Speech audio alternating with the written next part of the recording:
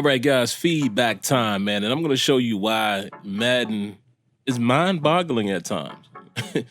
Or like my man Will Ferrell was saying, mind-bottling. But as you can see, guys, before we start, man, make sure you subscribe, cut on your notifications, hit that like button. But I'm going to show you the reason again why this game sometimes is mind-boggling. It boggles my mind. I want you to take a look at what's happening here, man. This is a online franchise game played last night. And as you can see, man, I got plenty of time, plenty of time in the plot. I can't even talk, guys. Plenty of time in the pocket because there's only a 3-man rush, right? And this was the touchdown, the go-ahead touchdown, allowed me to win this game. I am now, 10-5, I believe. Yes, 10-5 on the season. Well, take a look at what happens here. Look at this throw. Look at the location of this throw. You cannot do this all the time in this game. And granted, I'm not saying that you should be. But there's certain quarterbacks that should be able to make certain throws. Or even if this throw is not on target, this is exactly where I want the ball to go. And maybe if, it's an overthrow, maybe it's an underthrow. I'm not asking to be complete every time, but I'm literally able to throw this ball in the hole using pass leading. Now, my opponent in this particular play, I remember he ran a cover 6.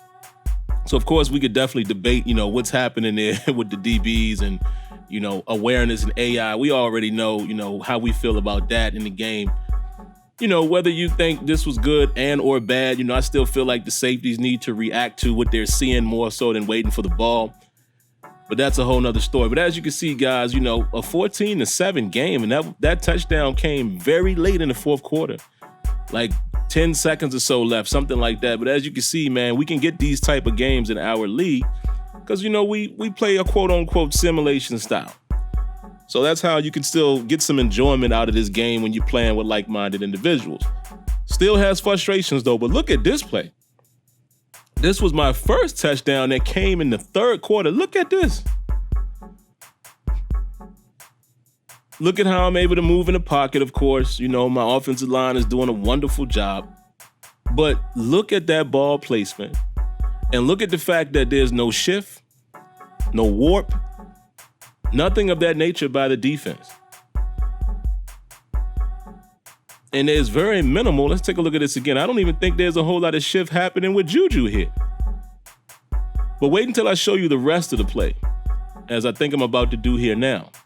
We're going to look at it from Juju's perspective. And this is the thing that really opened my eyes like, wow, see, this is what I'm talking about. If this game could only be consistent, if they could only build on the things that appear to be in the game, it just doesn't happen often. Look at this. Juju sits down right there. He's waiting for the ball.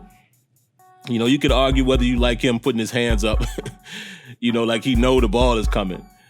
But gets to his spot. He recognizes that Ben Roethlisberger, at least that's what it appears to be, that he's recognizing that it's now a scramble drill, so to speak, because Ben, is I'm rolling to my right, trying to buy a little more time because I saw Juju right here and I said, okay, let me move over to make sure I can put this ball where I wanted to go. And look where the ball ends up. Again, ball placement, no warping or shifting by the defense. Doesn't appear to be any warping or shifting by Juju Smith-Schuster. You see what happens when 2-man animations are not overriding the game? And this is my point. We got to get that stuff to happen all the time. But all right, guys, that's my time. If you haven't already, make sure you subscribe, cut on your notifications, hit that like button. Catch you in the next one. Peace.